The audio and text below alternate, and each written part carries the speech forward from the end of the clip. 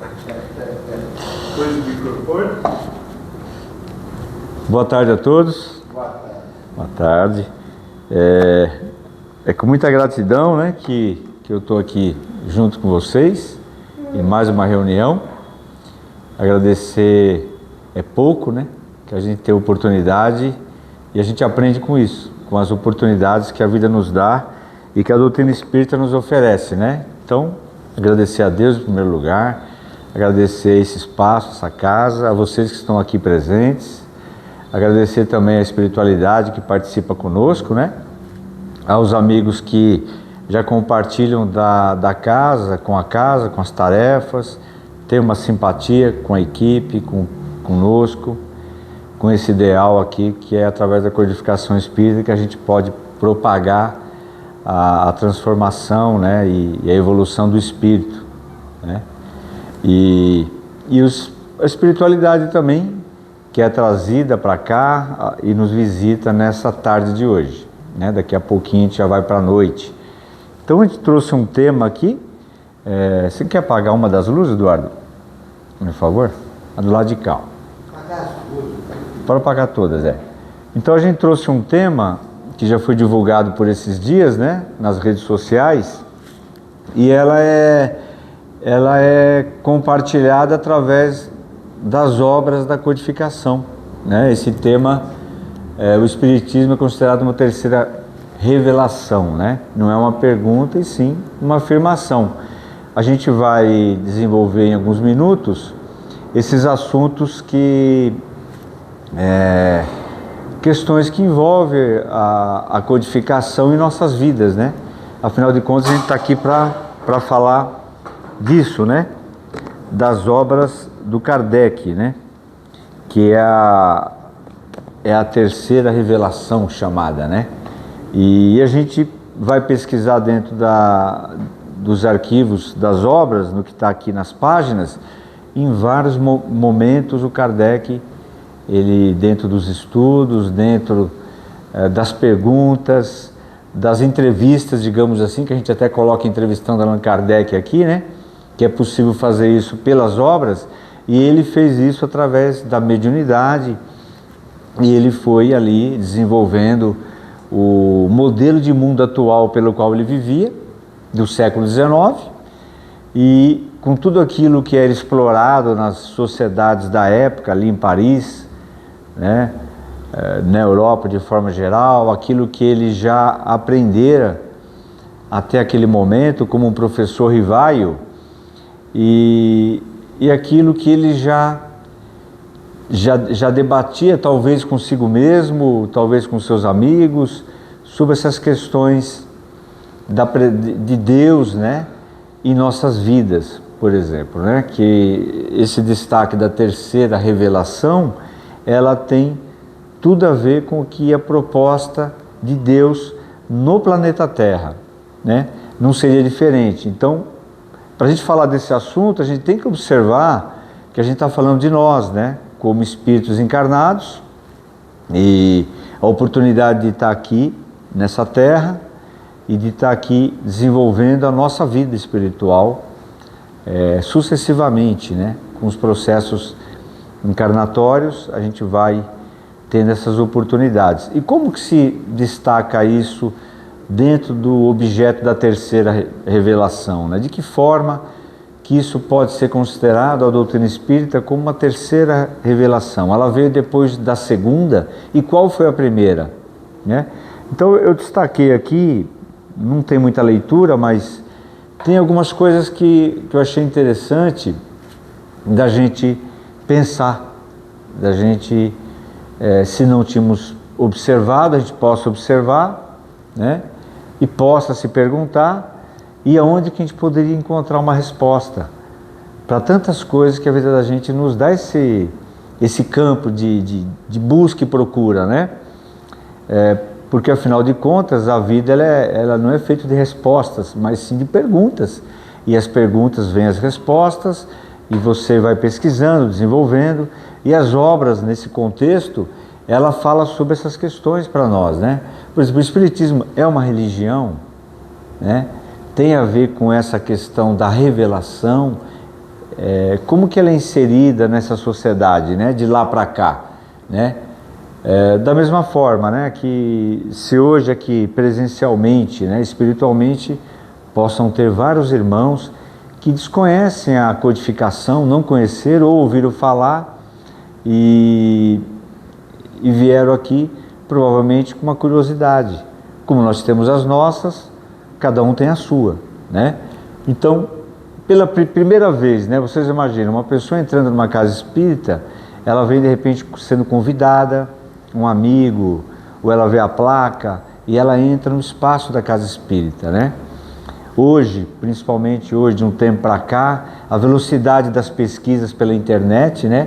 Inteligência artificial, você faz uma busca rápida, aparece ali um resumo daquilo que já está propagado, né? Nas plataformas eletrônicas, digitais, e vem as respostas, né? E a gente tem que tomar cuidado com que tipo de resposta que chega até nós. Por isso que é importante você ser um pesquisador, você ser um leitor da codificação. Então, a nossa responsabilidade, né, de apresentar a doutrina como espíritas, para quem tem a curiosidade, como que você responderia para a pessoa? De que forma que você vai transmitir para ela esse evento da doutrina espírita do século XIX até os dias de hoje, né? De que forma que a gente vai mostrar isso? Primeiramente, abrindo espaço das leituras, né? Você apresentar sempre numa reunião pública ou que a casa possa oferecer são os estudos, né? Os estudos, a prática do seu equilíbrio, da possibilidade dela ter ali a mediunidade já desenvolvida em si, ela mesma não saber, não é assim? Então, o primeiro passo é isso, né? São as obras. As obras, elas têm que ser estudadas, têm que ser lidas, né? Em grupo, partilhando dali a observação de cada um nesses estudos, né? Para que todos possam contribuir com quem está chegando e com a gente mesmo, né? A gente participa de grupo, de estudos, a gente observa, cada um tem um conhecimento de vida dentro da sua experiência, daquilo que já exerceu, praticou, daquilo que já aprendeu numa casa espírita, daquilo que já ouviu, já viu, né? E a questão que a gente pode destacar daquilo que a revelação vai ser demonstrada para nós, né? Daquilo que a gente já viu como no passado, talvez em nossas infâncias, talvez dentro da família, da questão da religião, da questão que o Espiritismo possa trazer como uma definição da diferença que tem uma coisa da outra, né? E o que a gente tem que, como eu coloquei aqui, né? Temos que modificar algo em nós, né? Uma pergunta. Cada um deve se observar, como eu faço isso, né? E quanto que a gente não tem que se modificar, quanto que a gente não tem que trazer para si mesmo algo que possa ser inserido de melhor para a sua vida, de melhor para você como sociedade, família, né? Sempre temos algo em nós a ser assistido. E a única pessoa que pode fazer isso é você mesmo, né? É fazer uma verificação. E a codificação, com o próprio Evangelho de Jesus, ele destaca muitas coisas para nós, né? E a gente pode, dentro dessa permanência em estudar, em desenvolver, em praticar o Espiritismo, você possa encontrar caminhos durante a sua vida que possam te assessorar, te dar um alívio, um conforto, né? Não para a gente, eu vou ter que ser perfeito, não. A gente possa ter uma vida em comum, começar a perceber aquilo que é importante para nós, no nosso hoje, no nosso amanhã, como mudança, né? O que ganha você por estar aqui, né? Uma questão que envolveu esse tema para mim chegar até esses posicionamentos, né? O que a gente ganha, né? Eu fiquei pensando muito nisso, né? A gente, por exemplo, vai assistir um tema, uma palestra numa casa espírita e você fala, cara, mas eu já estudei sobre esse assunto. Não é isso que acontece às vezes? Eu já li sobre isso, já vi um vídeo sobre isso, caramba, será que vai ser repetitivo? Vai ser a mesma coisa? A gente sabe que não é, né? Eu, principalmente, vejo que nunca é igual. Sempre há algo a ser acrescentado, há algo a que possa trazer uma boa informação, né? E você está ali anotando, percebendo, né? Às vezes a pessoa que traz um tema, ela deixa de citar alguma coisa, pode acontecer, porque o conteúdo é muito grande, né? A gente faz dali um apanhado para poder trazer digamos, um resumo e exemplificar aquilo que a gente está trazendo, né? Então, o que a gente ganha com isso, né? Exatamente vem aí na questão das modificações, das questões que vai te acrescentar, está na sequência dessa questão que você pode pensar nisso. O que eu ganho com isso, né? Eu sou o mesmo que ontem? Eu sou diferente hoje, né? Hoje é o dia mais importante para nós, né? E hoje nós vamos levar o que nós estamos recebendo aqui, né? De estar juntos aqui participando de uma reunião que dura alguns minutos e vai trazer aí com certeza alguns assuntos que nos façam pensar de uma forma melhor, não diferente, mas até melhor, né? Traz ou trouxe algo diferente e qual o significado em sua vida. Então, isso que eu estou dizendo aqui já está destacado aí, né? Tem nessa questão do Espiritismo é uma religião, né? Que você possa tirar de uma obra que ela é divulgada, mas ela é menos divulgada na codificação, que é o Espiritismo na sua expressão mais simples, que é uma obra do Kardec também. Então, como o Kardec sendo, né, um professor em sua época, e ele se destaca como um revelador da própria doutrina, a primeira ordem, ele recebeu, né, os conteúdos e trouxe para nós isso de uma forma didática. E aqui nesse texto aqui, nessa obra, né, em uma dessa passagem, que também está na Gênese, ele fala aqui, caráter da revelação espírita, né? Então você já vê aqui, ó, a revelação sendo destacada em uma das suas obras, não a única. E ele fala aqui, ó, pode o Espiritismo ser considerado uma revelação? Ele vai fazendo os questionamentos, para que depois ele desenvolva as respostas junto com as informações que ele recebia, né? Neste caso, qual o seu caráter? Em que se funda a sua autenticidade? A quem e de que maneira foi ela feita? E a doutrina espírita a revelação no sentido teológico da palavra, ou por outra, é no seu todo o produto do ensino oculto vindo do alto? É absoluta ou suscetível de modificação? Trazendo aos homens a verdade integral, a revelação não teria por efeito impedi-los de fazer uso das faculdades, pois lhes pouparia o trabalho de investigação. Então você vê que ele vai indagando. Ele vai ali mostrando para nós o que a gente tem que observar durante os estudos. Que a preocupação do Kardec, que se destaca o próprio Cristo nessa revelação, que o Cristo fala isso há 2000 anos atrás, né? Que vos enviarei, né, o Consolador prometido, que é o próprio Espiritismo, e ele vos trará tudo que eu não pude vos dizer nesse momento, né? E o Kardec ele vai ali desenvolvendo umas etapas que o estudioso da codificação ele deva ser um observador e não aceitar de tudo de pronto. Vai lá, alguém falou, você fecha o livro e não estuda mais. Aí você não tem essa curiosidade de continuar lendo, de continuar buscando em que obra que eu posso encontrar esse assunto, conversar com esse grupo. Pô, essa palavrinha aqui eu não entendi, me disseram isso aqui em outra casa espírita, mas isso está correto, isso não está, vamos verificar, vamos tentar entender juntos, né? Essa é a questão que o Kardec se preocupa, nessas questões Para que estar aqui, né? Parou para pensar nisso, né? Nessa questão, se não é, qual a diferença, né? Que eu estou destacando, se não é uma religião, qual que é a diferença? Que é a revelação. Ele foi destacando aqui nas perguntas que ele fez, né? Se fosse uma religião, né?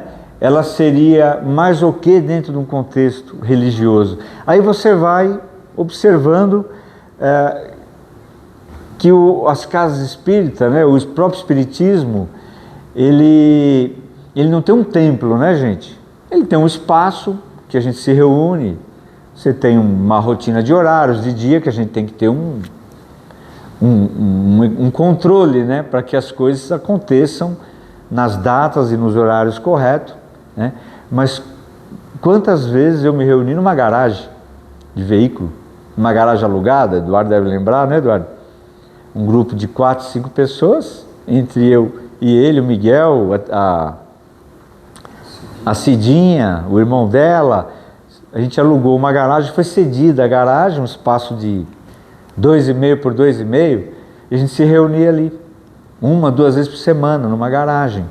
Então, a codificação e o espiritismo, né, em pauta, ele pode ter as reuniões em qualquer local, numa casa, numa sala, numa garagem, numa varanda, na casa espírita, né?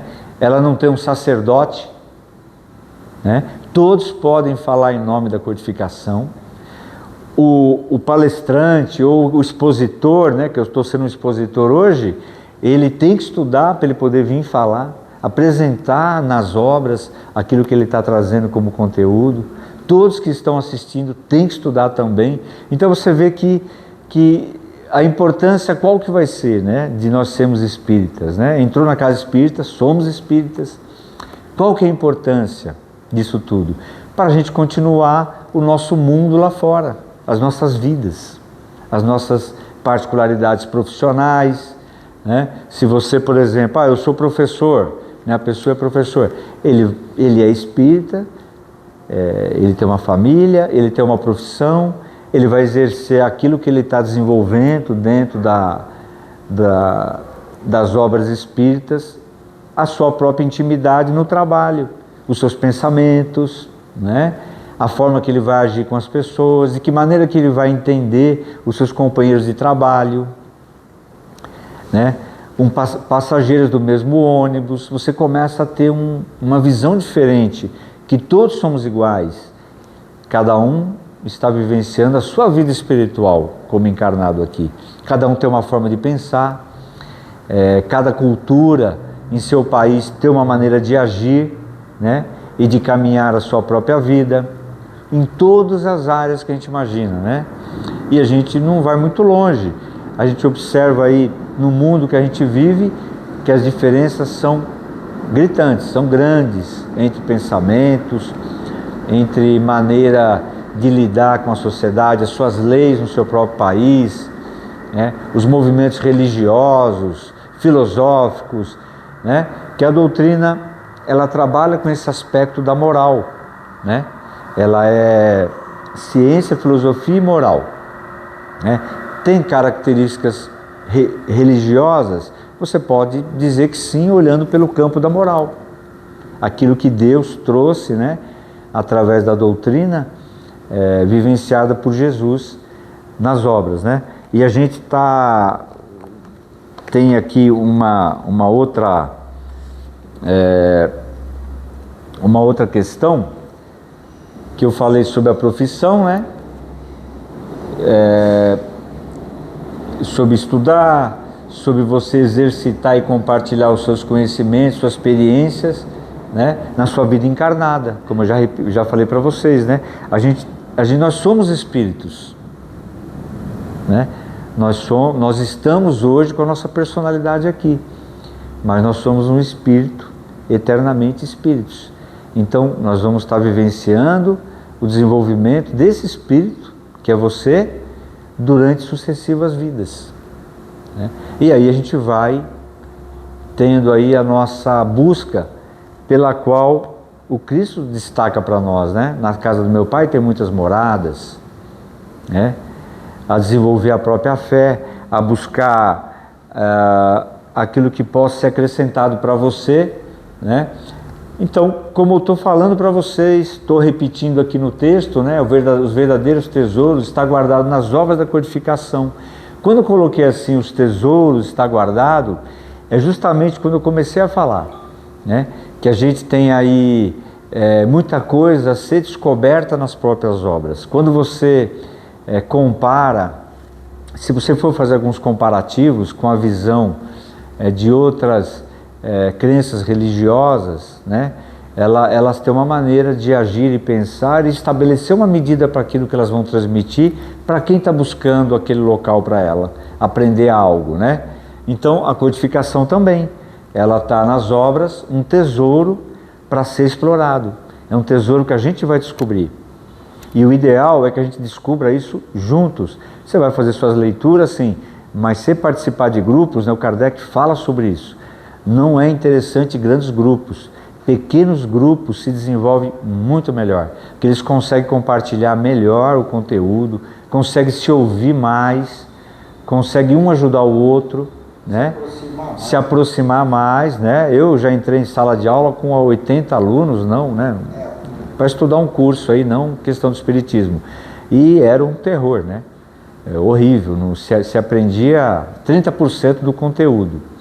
Então não funciona muito bem, nem numa sala de aula mesmo, né? O resultado do estudo é o resultado dos frutos, que a gente pode imaginar uma árvore que vai dar bons frutos, né? Você tem a árvore, você está regando, podando, né? Está lendo, está estudando, vai te trazer os frutos, né? E isso é importante para que a gente possa exemplificar isso durante a nossa vida. Se não foi essa aqui da melhor forma, vai ser numa próxima, né? Se eu não fui um exemplo para certas pessoas, não tem problema, na próxima eu vou ser, né? Isso é o que a gente deve pensar, imaginar e acreditar, né? A questão que eu coloquei aqui do karma, né? Que a gente já estive em algumas palestras e foi citada essa palavra karma, né? Que ela faz parte de outra visão religiosa, né? E não faz parte da codificação. Não existe karma na codificação, né? Por exemplo, não existe pagar sofrimentos também, né? Por quê? Nós estamos vivenciando as nossas vidas e por mais que nós vamos ter as crises, como Cristo já anunciou, né? Vós tereis provas, aflições, mas o meu jugo é leve, é suave, e comigo será mais fácil, né? Ele fala também, acho que é para a samaritana, né?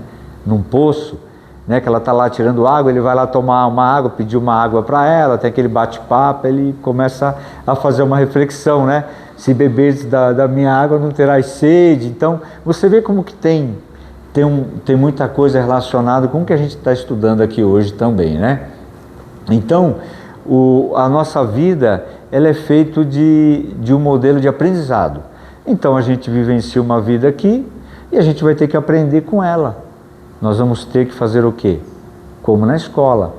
Se a gente não for bem numa matéria, tem que repetir a matéria para que você possa passar por ela. Então, não é citado como causa e efeitos nem karma, né? A gente fala que é citado do que o planeta ele tem um modelo de provas e expiações.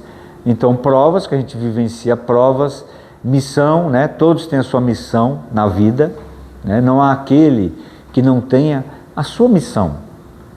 A missão é tua, não é que você vai ser um missionário, né? Por exemplo, eu tenho a minha vida e eu tenho a minha missão. Eu tenho meus comprometimentos.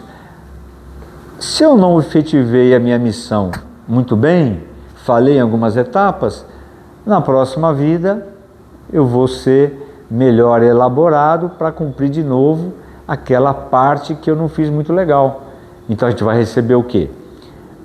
O auxílio externo para poder seguir esse modelo de acontecimento, o país que você vai viver, a família, né, que você vai nascer, a sociedade que você vai viver, o tempo que você vai ficar por aqui, né? A gente sabe que a prova disso é o esquecimento do passado, né?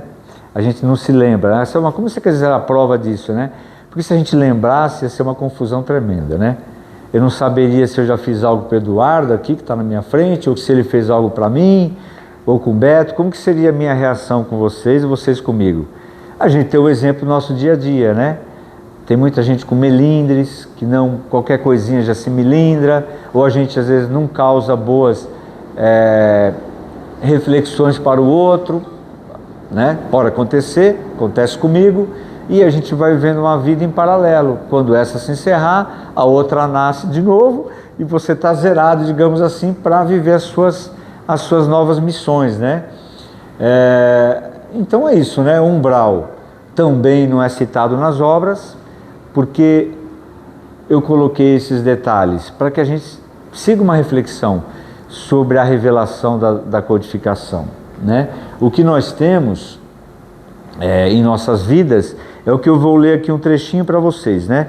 Que tudo isso que eu estou passando para vocês foi tirado das obras, né?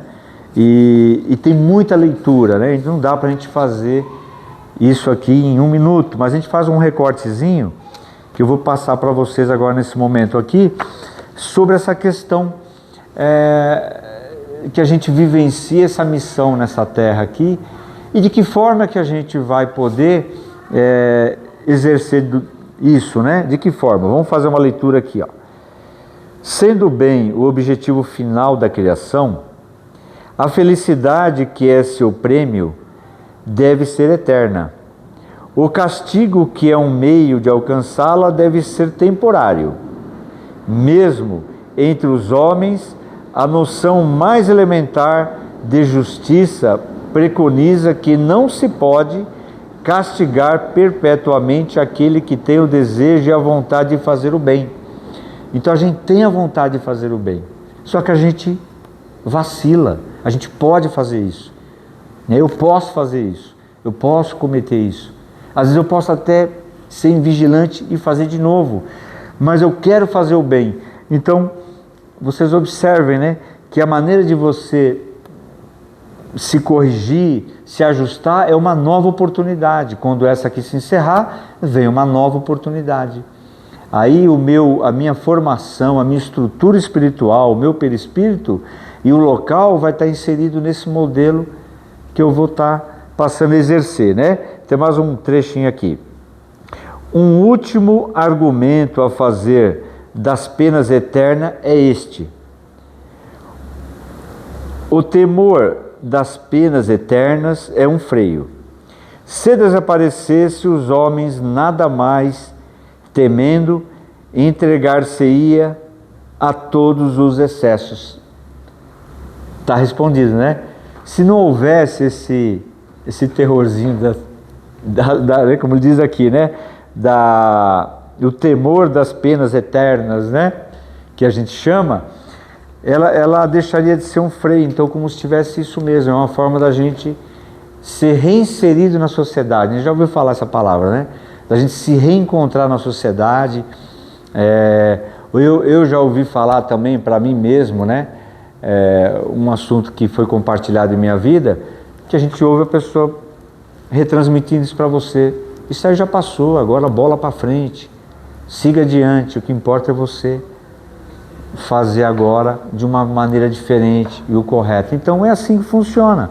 E a gente tem aí só uma última mensagem, né, para a gente não avançar muito no horário, que a gente tem aí as cartas do Kardec, né, que de 2018 para cá, 2019, começaram a ser postadas, né, o encontro com esses arquivos. São cartas escritas por Kardec, né, são centenas de cartas que ficaram guardadas por muitos anos, por Canuto de Abreu. Depois, esse assunto está na internet, vocês podem pesquisar, né?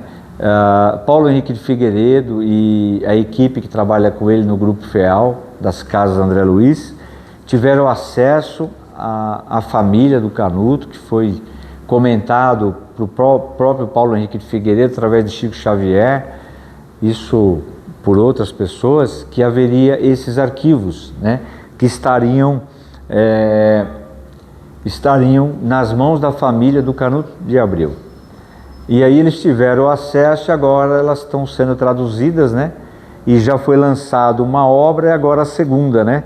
Que se destaca nesse livro aqui, né? O Espiritismo é obra de Jesus. Então, em 1868, o Kardec ele recebe mensagens, né? De uma médium, onde era citado para ele que um espírito protetor, um espírito familiar, era o próprio Jesus que estaria ao lado dele, ajudando a ele a desenvolver, né, todo o trabalho da codificação, né, que a codificação é o Consolador prometido, né, e o próprio Cristo estava presente ali, junto com essa equipe espiritual, os encarnados, o próprio Kardec, para trazer essas obras para a gente, né. Então, nós temos aí, né, essas mensagens dessas obras, né, e temos também no Evangelho segundo o Espiritismo, possa ser que eu tenha colocado aqui, tá aqui, ó, para a gente poder pesquisar também, o Evangelho segundo o Espiritismo, no capítulo 1, item 5, nós temos ali a questão das revelações, né? Aí teve a primeira que foi com o próprio Moisés, onde Deus trouxe ali os 10 mandamentos e as leis que estavam se seguindo ali naquela sociedade para conter o modelo daquele povo da época. A segunda, que foi a própria vinda do Cristo, né? E no item 5, o Espiritismo, né?